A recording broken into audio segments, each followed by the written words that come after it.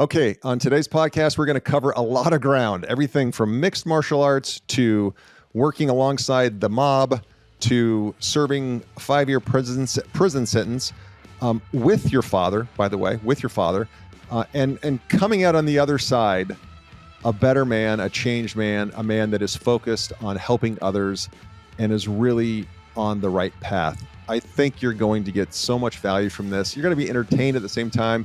And my guest, Rick Koenig, is even going to give you share a story where he worked security for Dennis Rodman, and Rodman kept giving him the slip because he didn't want security. So just some great stories and some real authentic talk and some gems that you can take away.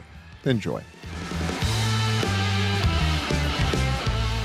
Rick embarked on a remarkable journey at the early age of 4 when he began his mixed martial arts training. We'll talk about that. And in later years, Rick transitioned into the world of personal security and provided security for legendary individuals, including Mike Tyson and Dennis Rodman. However, his life took a little bit of a turn, and he's going to talk us through that. And it didn't result in the best outcome in the midterm. But there's a happy ending to this story, and Rick is going to tell us all about that. And I think what you're going to take away from this podcast, I know what you're going to take away, is Rick's ability to persevere, to find the positive, and to work through whatever the situation happens to be. So whatever your situation is, I think you'll find some value from Rick. So first and foremost, welcome to the podcast, Rick. Oh, Roger, thank you for having me. It's an honor. It's a pleasure. And I'm looking forward to it. Thank you so much. Thank you. So you are awesome to have on today because you've got a really diverse background, and I want to talk about all of it. And I can geek out with you on MMA if you want to, but if we could, let's start with really, you were 4 years old and you started training. Kind of walk us through when you were 4, going into your teens, what was it like? What happened?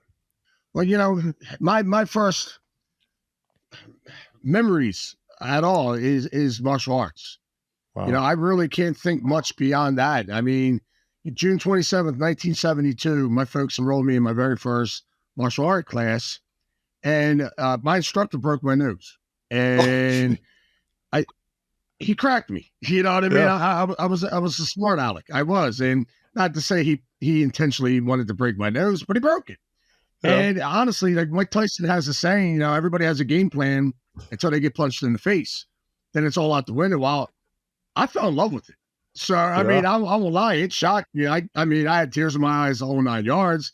Yeah. When I came back the next day with 2 black guys ready to rock and roll for my next class, and that lasted a lifetime. It lasted a lifetime, and it was just I was a kid that had very bad anger issues, and it was a way for my folks to give me discipline. And without it, Roger, I would be back in jail, or I would be dead, honestly. Yeah. Because as you see in my bio, I've been through a lot, and I look back at it now, living here in Branson, Missouri, opposed to Philadelphia and New Jersey. I think to myself, how did I survive?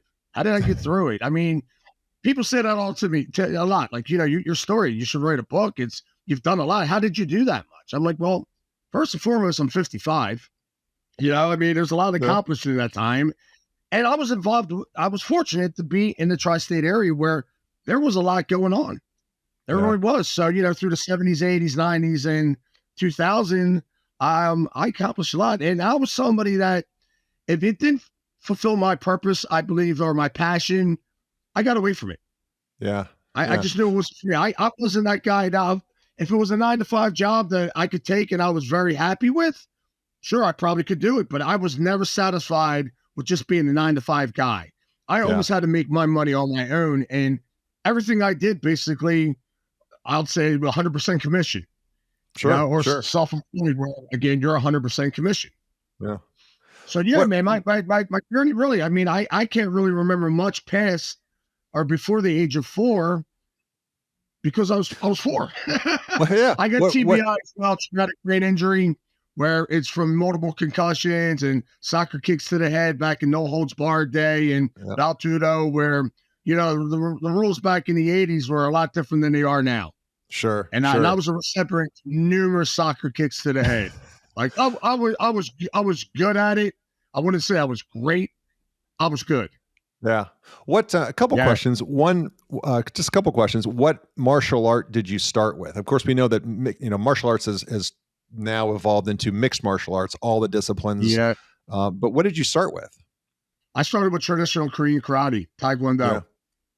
Yeah. Traditional Nice. Korean karate, Taekwondo. And actually, one of my good buddies, Gordon Pritchard, he still has the school that we started in to this day. He's in Mount Laurel, New Jersey, and he never deviated. Even when it came down to the MMA hitting the scene, I tried to talk to him and say, "Hey, listen, we got to do some changes here." And he goes, "Absolutely not." He goes, "I'm going to stick to what I know." And he went through some struggles. He did, because the schools were popping up, but he persevered, and he's doing great. He's doing phenomenal, and he's an incredible instructor, an incredible person, and I'm just glad to call him my friend, my brother. So I started out in traditional Korean karate, and then that's where it kind of evolved from there. It was just, how should I say? There was just not enough katas for me to do, and as time went on, it kind of got watered down. Again, you're not cracking somebody in the nose anymore, or Sure. The game had changed a lot, even though we still did it on our own. It was just, in my opinion, a lot of karate got watered down over the years, and we can thank Elvis Presley for that one. For sure. What, Rick, you said something in passing. You said, I had a lot of anger issues as a kid, and it allowed me to channel some of that. Where do you think some of the anger issues came from? Where did that originate from? I talked to a lot of people about this and different medical professionals, and they say it really cannot be inherently. You can't get it inherently. It's not something that I believe you can. But the fact of the matter is, if I look back and I had an older sibling, my sister Jackie, she was 10 years older than me, and my mother always wanted to have a son. She had 2 daughters, Kathy and Jackie, and then she married my father, and they had me, and she always wanted a boy. So my mom was just thrilled to have a baby boy and showed me a lot of attention. And unfortunately, my sister had some mental issues. I mean, she was fine. You would never even know it. But as a family member, I knew it. And I believe she was probably taught to me as a kid when I was a baby, an infant, maybe taking out my binky, smacking me, pulling on my ear. I couldn't tell on her, so basically making me angry. And as a child, when you're being messed with, you just don't know how to convey it to anybody else. So I ultimately believe that, and I have no ill will. My sister passed anyway, but I loved her to the day she passed. And she was a kid herself. She was only 10 years of age. Yeah. But as I got older, she got older as well. And things, like I said, as I look back on my childhood, we all think that we live in a normal childhood until we start to analyze it as an adult. And we're like, oh, things weren't quite right.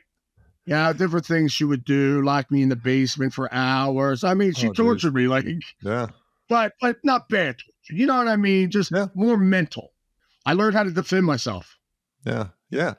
So one, thank you for sharing that and sharing openly with that. I think the more openly we share on these type of podcasts, the more people can say, gosh, I can relate to that. I actually have a similar experience. So again, I like you started, my martial arts career never progressed as far as yours, but I started in, strip mall Taekwondo and quickly realized, man, this is not the real deal. This is not the real deal. And ended up years later in a mixed martial arts school and loved it. But where did you progress then? So you were taking Taekwondo and you're growing up and you're in the tri-state area.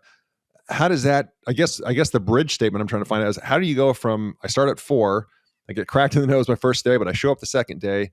And then at some point you have your first legitimate fight, like a legitimate, not schoolyard, but sanctioned. Okay, let's meet, fight. How did that happen? That was every day in Philly as a kid growing up. I grew up there when I was 89, and I would walk out of my stoop, 2 steps you walk down, you're on the block, city block, and I would have 30 of my best friends right there. So everybody was there to fight from the pecking order. So if it wasn't you fighting kids your own age, you're fighting kids that are older.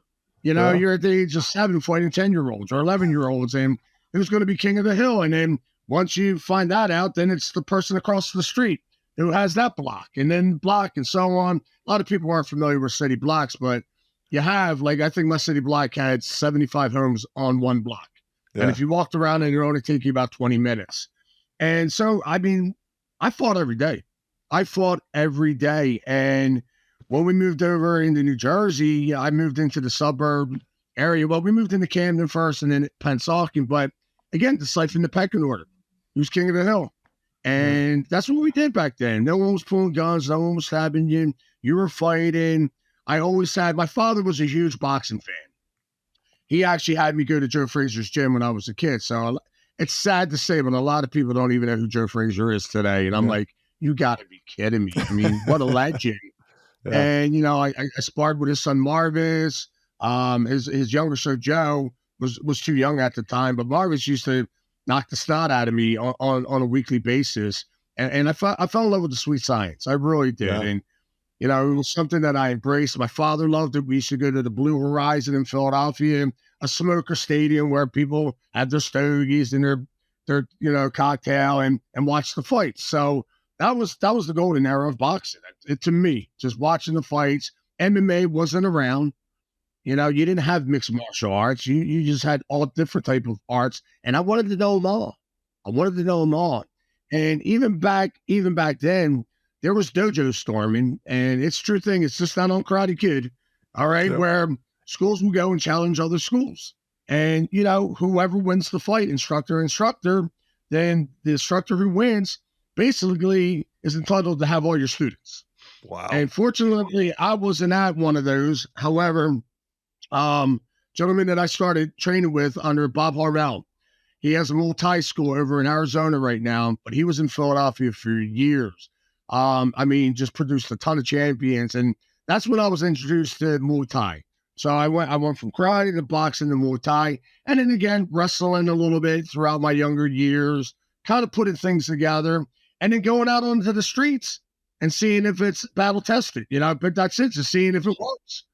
And there was plenty of people to find it, you know, I mean, it's something I enjoyed. I mean, I always had boxing gloves at my house. My house was known to be the house to go to, throw the gloves on.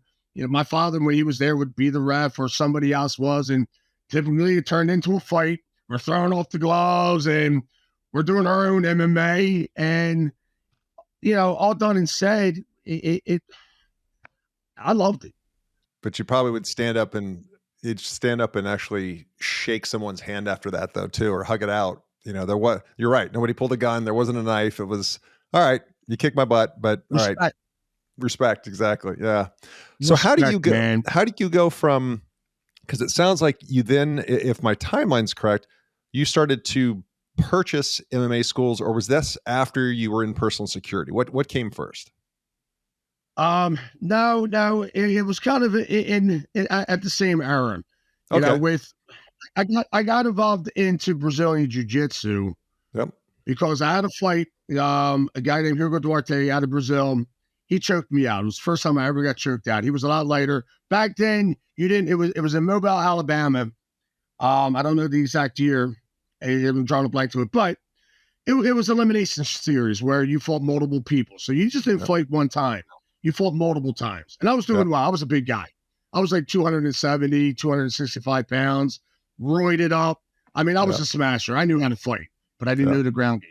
Didn't know the ground game. And this guy comes out with an unannounced, you know, 200 plus wins. And I take a look over to my business agent, Rocco DiPergio, who was an attorney, and he kind of does one of these. You know what I mean? I'm looking at him and, well, I see this little guy come out. I mean, he was a little guy, little Brazilian dude. And I'm like, oh, I'm going to destroy this guy, which standing up, I did great. Sure. He took me down. And as soon as I went to get back up, my corner was holding me down. I'm like, what are you guys doing in here? They're like, you just got choked out. I'm like, no, there's no way. Wire monkey.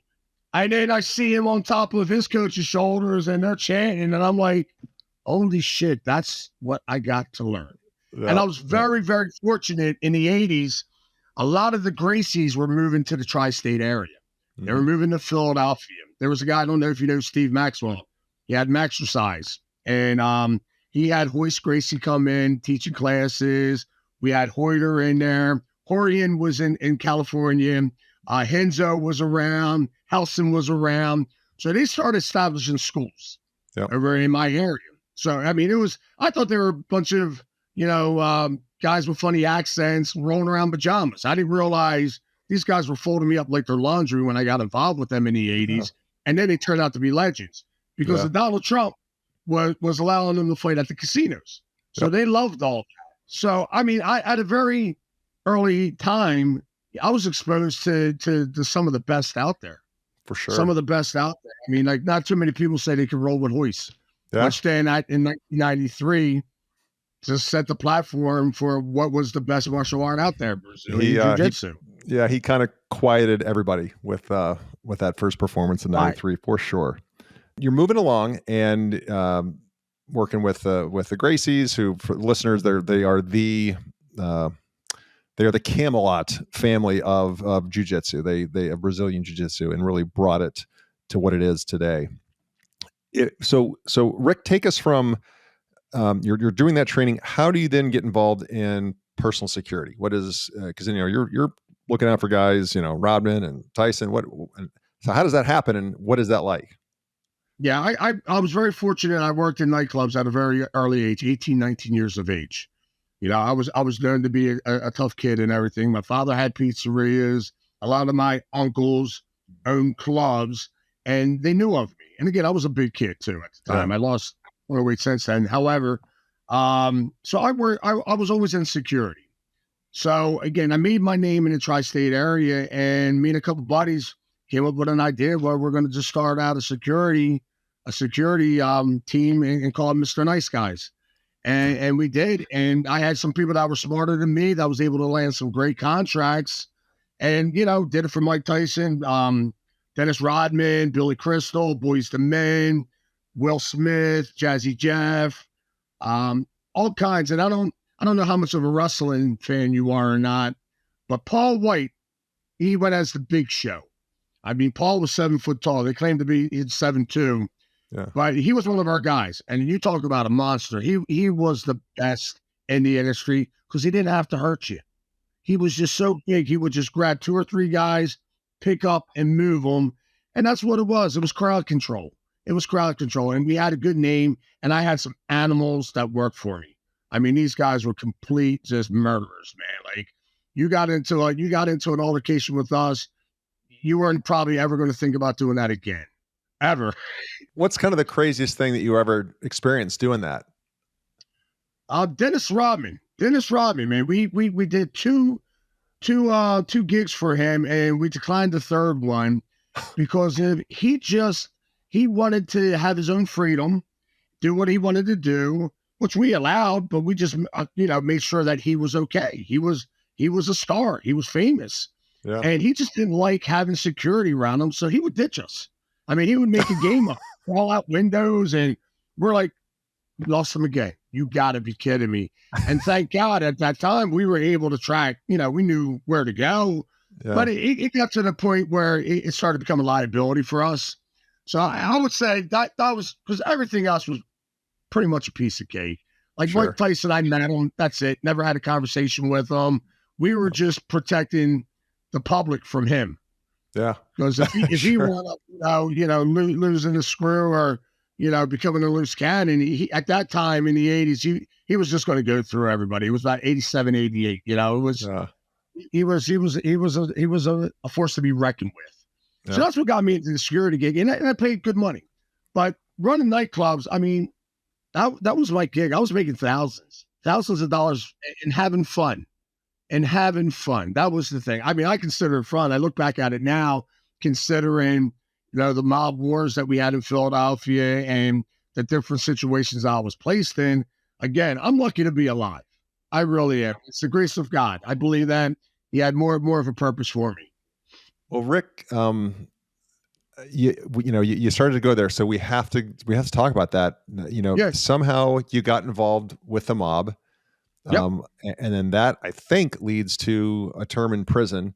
But walk us through, like, this is always interesting to see how someone can go from being, very productive with good intentions, but then things happen, right? Life always happens in these little increments. And walk us through that. Well, I tell people all the time, I had connections. I was never connected. Okay. Yeah. And it was just the way I was growing up. I grew up in an Italian neighborhood, South Philadelphia. It was all Italians. My father was an orphan in Flatbush, New York. He was raised by Italian nuns. He knew how to speak Italian. He never wanted me to learn, and I know why. Okay, so I had a lot of uncles, again, that weren't, my biological uncles. That's how the whole nightclub thing started. And, with my father and I, he had pizzerias. He had pizzerias for over 47 years. So back then, the 70s and 80s, that's what you dealt with. The mafia basically owned all the distributing companies, and if you didn't deal business with them, then you're gonna suffer the consequences. And it wasn't really a hard decision to make. You know what I mean? Yeah. Bottom line, and they were good guys. I mean, I have a lot of good buddies that did bad things, and the majority of them are paying the consequences for them. But it was a different era back then as well. It really was. And just being involved with those guys, I knew who I had to protect and who I didn't have to protect. And it all depended. I mean, there was, back then in my era, it was the Joey Merlino, John Stanford wars. And there were some bloody wars. I mean, I lost a lot of friends. During that. But that's a part of life. You know what you're signing up for. And, death is a possibility. Yeah. I was just fortunate enough that I never, like I said, was involved in the family itself. I was more on the outside and making sure people were safe and doing well. Now, when it came to us doing prison time, it was me and my father. We just got involved with some wrong things, and it was distribution of cocaine. We were able to get large amounts for a very cheap price, and you were making money, hand over fist. And again, I don't condone it at all. I regret it. I don't have many regrets in life, but that is one of it. That's one of them, because to this day, I hate drugs. I lost my oldest son to drugs. And, I was a kid, man. And that's not an excuse. I just should have known better. But, I did the crime and I did my time. We went in there. We knew what we were doing. We got very, very fortunate because of, things could have got a lot worse. But at the same point in time, again, God looking out and just saying, hey, man, this is coming to an end, and just be satisfied with these consequences. So we were the first father and son team in the state of New Jersey to go through maximum state prison together. So not too many that, and my father and I did 5 years. He did 7 years. We did our time. Our time didn't do us, and I got out to be again another productive part of society. That's it. I knew. Want to go back, Roger. I didn't want to go back, and I had plenty of opportunities of getting back into the same shenanigans or what have you. My thing was that I got this path to go on. Let me do it, and I was focused. I had 5 years to think about it. So when I was in, again, I did my time. My time didn't do me. I betted in everything I could that was positive. I educated myself. I was all about leading a crew. So I made sure I made other people inside better, just from my experience through training in martial arts. We were able to do certain things inside there. And that's it, just become a leader inside as well. So a lot of people, they can't fathom of doing prison time, and unless you're getting yourself involved in something that's, that you shouldn't, gambling or drugs itself, all depending on the institution you're at, the prison, all depends on the rules. California state prisons, I mean, and I'm not taking anything away from New Jersey prisons. Sure. But it's the demographics are totally different. They really are. Because I hear stories about guys in California and shit like that. And I'm like, well, where I was, even though I was maximum security, I was in with killers. I was in with the meanest. But it's how you do things. It's not what you do, it's how you do it. And again, well, my father and I, we had a name. So they kind of were a little hesitant, the father and son team. They knew they could have had consequences as well. So not to say it was a cakewalk, but it was something that I made the best of it. I said, listen, this could be a nightmare to anybody, but still, tomorrow's not given. I'd say, like, I got to make today the best day I have. And that's kind of how I lived my life. It's living in the moment and just trying to make the best out of any bad situation there is in life in general. Hey, everyone. As you know, I don't have any advertisements nor sponsorships on this podcast. My only ask of you, the listener, is that you share this podcast with someone that you know, a friend, a family member, a coworker, or a colleague who may benefit from this information, may benefit from today's guest, from the value that they're sharing with the audience, with you, the listener. When you share this podcast and our audience grows, it allows me to book more and more guests who have a great message, great nuggets of wisdom that you can benefit from, and again, your network can benefit from. So please, right now, push that share button, send it to somebody that you care about, and let's get back to the interview. So, Rick, I have to ask you, that first night when you're in maximum security prison, that first night when the cell door closes and it's locked down for the evening, what is going through your mind that very first night? Everything. Your life flashes, in front of you. That's it. And you're here. And this is what my life turned out to be right here. You make a lot of promises to yourself. You do some crying, and your world crashes down. I wouldn't say that was my rock bottom, but it was pretty close. It was pretty close. You have everything going through your mind. You really do. But at the same point in time, too, the system was so populated. It was overcrowded.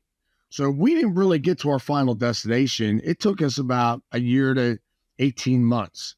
So we went to, I would say, at least a dozen different prisons before we wound up at our final destination in Cape May, what was called Leesburg.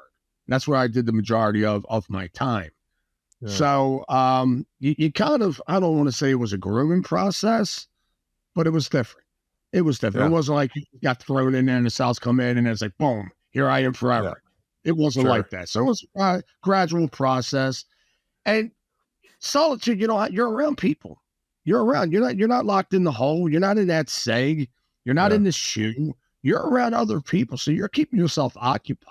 You got people to talk to. Let me ask you this, because, as you're a parent, I'm a parent. It's when I say it's the second a child is born, that parent is forever vulnerable. I always just say, like, somebody's getting ready to have a kid, like, look, no matter what you read in the books, what you're told, like, yes, it's way better than you think it's going to be. Yes, it's way harder than you think it's going to be, all that. But what you can't understand until you hold that little thing is how vulnerable you instantly become. And forever. So I guess my question, have you ever talked with your dad about what it was like to be in there with his son? Because even though you're a tough son of a bitch, at the end of the day, you're still his son, and he's vulnerable because of you. Yeah. Did you guys ever talk about that?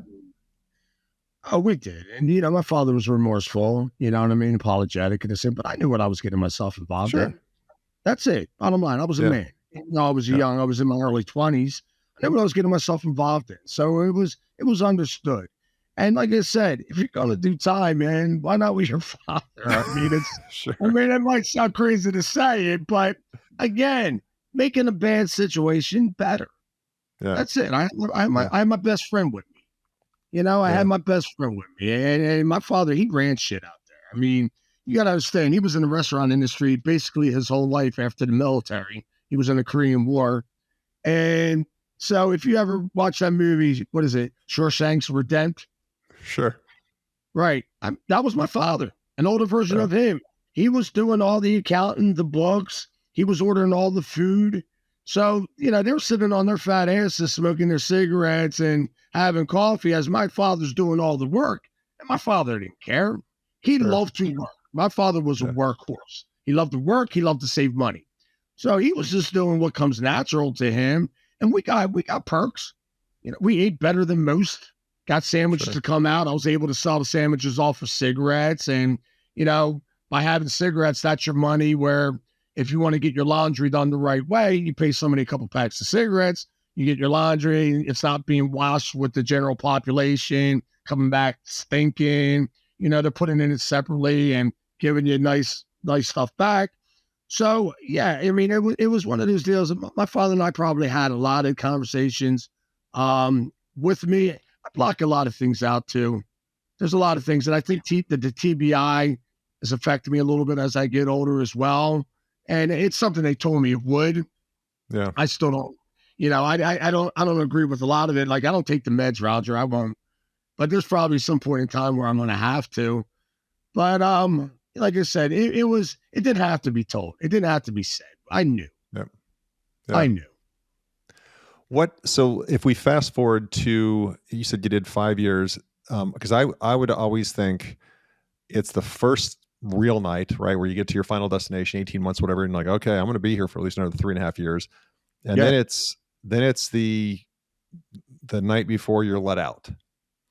And I've interviewed other people and talked about this, and I've heard that the night before that you don't want, especially if you're in a maximum security prison, you don't want other people to know you're about to leave, because kind of crabs in a barrel, they'll pull you back in, try to get you into a fight, try to get you. Was that your experience? Oh yeah, I saw it happen all the time. I mean, I was very fortunate, and I try to refrain from cursing because I know your clientele, they don't mess around. Sure. They knew not to mess around. And again, I'm not bragging on myself, Roger. I'm just calling it. I'm stating a fact. Yeah. They knew. I was already handing out my stuff, because if you got your street clothes in there, you have your sneakers, your weightlifting belt. There's things, my watch, there's things that I can go back on to the street and buy that's going to mean the world to somebody that's doing, 2 life terms. Yeah. Or somebody that's going to be in there a significant amount of time, like your hot pot. So they actually did an okey doke on me. They told me I was eligible for an early release program, which I told them I know I wasn't. I said, no, I know I'm not eligible. I'm not. They hit me with a first degree felon. So if it's a first degree, you can't get it expunged to this day. And this was back in the 90s. And then in return, it didn't allow me to go for any release programs. So about 2 years prior to my release, they told me I was. And I actually got up to the roundhouse, had everything, gave all my stuff away. My wife came to pick me up because it was in Jersey. And they said, this just came over the fax machine. You're declined. Oh my God. I said, I told you SOBs. I said, yeah, I told you. And I don't think it was the institution itself. I think somebody else, though, politically was playing a game. Yeah. Like I said, we didn't cooperate. They didn't like that at all. They hated it. I mean, that's their job, and we weren't cracking. And that's it. And again, right, so Rick, you walk back into the prison. Yeah. And now what are you thinking? Back, Roger. I was so pissed. And then, my whoever I handed it out to, they came back with it. Sure. They gave it back. I didn't have to ask, but I gave away my commissary, like all the food I had saved up, everything. I got it all back. But you talk about a kick in the teeth, man. Sure. And I did close to about 2 more years after that. And the day that I was leaving, I knew I was leaving, man. I was good. It was party time, man. We ate good. We had good jokes, man. I gave away my stuff for a second time, had more stuff, and people are happy about that. I mean, you don't realize a hot pot, a little bitty hot pot, how much that means to you. A weightlifting belt, a pair of gloves, a pair of sneakers from the streets. They're wearing state issued, DOC property. Yeah. And I mean, you're jailing, man. And some people do their whole bid that way. They don't have anybody on the outside to help them. Yep. So, and if you tried, I called a charge doing that. I tried to help a guy out. And just because I got a big heart, man, I really do. And, he wound up leveling this cat for my father. And it meant a lot to me, man. His name was Robert Santiago. And, he was part of the Latin Kings. And he made sure that we were okay, regardless of being okay. He made sure of it. So I was more involved with the Latin Kings and the ETA, which is more the Puerto Rican Spanish.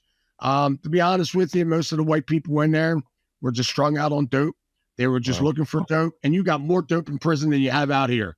And you're getting high on a weekly basis. They're spun out of their skull for days. It's apparent. It's noticeable. They're getting in trouble. They're getting locked up. It's just, I had to stay away from that.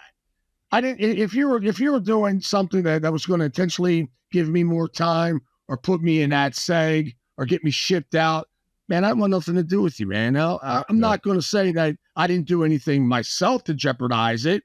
But again, I knew what I was doing. If I'm in control of it, I'm okay. If somebody else is in control of it, I have a problem. So, like I said, the guy wound up doing me a favor, and he did it out of his heart. and so I tried to get him some clothes in and everything like that. So my wife sent a package. Well, it's because of, they put one together and says, okay, well, Rick's wife is sending Robert things from the outside. So they had me, my charge was operating the, Operating the business for profit. Operating the business for profit. And I caught a charge. Yeah. I mean, it was ridiculous, but they got their rules. Like, people don't understand, tattooing.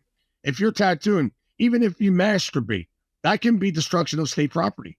They can hit you with so many different charges. It's unbelievable. And I've seen it happen. That's why I mentioned it. A guy, following himself, they hit him with a charge for destroying state property or trying to destroy. I don't know, something stupid, man. So you get out, and we know how unfortunately, in society, when most people are released, there's not a path, there's not a plan in place, and too many of those people have a round trip ticket right back. So how did you stay out, and how have you stayed out? Man, like I said, I had a vision. I wanted to get involved in real estate. I really did. I loved, as a kid, looking at homes. It was always a passion of mine. I loved big homes. And, I had a few different choices, but I got into just minimum wage jobs, doing cabinetry work, countertops, working at a pizzeria at nighttime. I went back to the club. You know what I mean? I just stayed away from any nonsense, but I went back into security. I got into everything I could to build myself up to where I needed to be. I had to be the provider. My wife didn't work. The whole time that I was in prison, she didn't work. She raised her son, and that was a job in itself. So I made sure, as a man, first and foremost, I think the definition of a man is responsibility. You have to be responsible. You have to take care of your loved ones. And I'm not saying a woman shouldn't work or anything of that nature, but this is the way I was raised, and I was able to do it. So I'd rather work 3 or 4 different jobs, because I tell you what, kids are that's a job, that's 10 jobs. Sure. And I found that out later on in life. So, I kept myself busy. And that is a key point to my self-mastery system, is keeping yourself busy. Because of idle time, boredom turns into desires turn into vices, and the vices turn into addictions. Yep. And the next thing you know, you're homeless, or whatever the case is, you're losing your family. So you have to fill your day as much as possible with positive things. You can never negate a negative thought with a positive thought. The only way you can negate a negative thought is by a positive action. Jump into something that's positive. That's why I'm so much into weight training. That's my reset button. Reset button. We were talking about martial arts. I bailed off the mats, I would say, about a year ago. I had a total hip replacement. A lot of things were going on in my life, and I started to lose the passion. 50 years of doing it, I started to lose the passion of it. And I always told my students, every day that I'm on these mats, I have to earn my black belt. Yeah. And when I saw myself looking at my watch, and I was delivering great material, Roger, great material. I learned from the best. From the best, and I was the best. But at that certain point in time, when you start losing the passion, that's when I was like, okay, I saw where my life was doing a kind of a turning point, and I was focusing more on the personal training, working on my app so I could do it, worldwide eventually. But right now I'm doing it throughout the United States. And I started to embrace that a little bit because again, it started to become work for me. So, and that's with anything in life. You just got to figure out what makes you happy. When your why aligns with your pleasure, which is your purpose, that's when you really have it and you're able to make money. And I found it. What made you move from Jersey to Missouri? Well, in 2007, I don't know how it is where you lived, but that's when the recession hit. Sure, so I was in the mortgage industry. All right. I got out of selling homes and things of that nature because I was horrible at it. And I did very well in mortgages. So in 2007, when the recession hit, I took a heavy hit. And again, not being college educated, unless I was going to get back into construction, which I didn't really care for. I didn't have a college degree. I was a felon. And I robbed Peter to pay Paul for 2 years. And when Paul ran out of money, Peter got pissed. So in 2009, it was like, what do we do? I got kids. I'm afraid my house is going to get foreclosed on. And my in-laws moved out to Branson, Missouri back in 1997. My brother-in-law was an entertainer for Legends. He did Elvis. Did it in Atlantic City. That's how I got to know him. And he traveled the country with Legends and wound up here in Branson, Missouri, which then my sister-in-law found out she was pregnant. So what do we do now? And he had an opportunity to open up his own show in Branson. So that's what he did. And I did his mortgage and I saw how much money he made. I said, you got to be kidding me, man. Like, Tony was the real deal. I mean, he introduced me to Tom Jones. Didn't even know who Tom Jones was at the time. Then found out, you're looking at the Prince of Wales and got into his music. Like, Tony was the real deal. And so we knew of Branson. We would come out here so that the family could get together, the cousins could play. So we came out throughout the years. And honestly, Roger, we didn't have anywhere to go. That's it. I mean, I didn't, my family, my friends, it was, and the cost of living out there, for me to find a house that I was accustomed to living in and even downgrading, we were looking at, rent of about $3,000 a month. And that's back in 2009. Sure. So it was getting up there. And I figured we would be out here for a year. We literally took all our belongings, put them in 2 storage units in Cherry Hill, New Jersey. We took our vehicles, we threw a little U-Haul deal on the back, and we moved here. And I had all intentions of moving back. And now I've been out here for 14 years. So I created a life. I love it. I love it. Great. I love it. Honing on my craft. There's no really outside distractions at all. And people say, do you think you'll ever move? I said, absolutely not. I'll just have the biggest, baddest house here in Branson. Not saying I won't get a condo in Miami or somewhere else, but this is home. Yeah, love it. Love it, man. Home's where the heart is too. That's what matters. Where do you live, Roger? I live in Charlotte, North Carolina.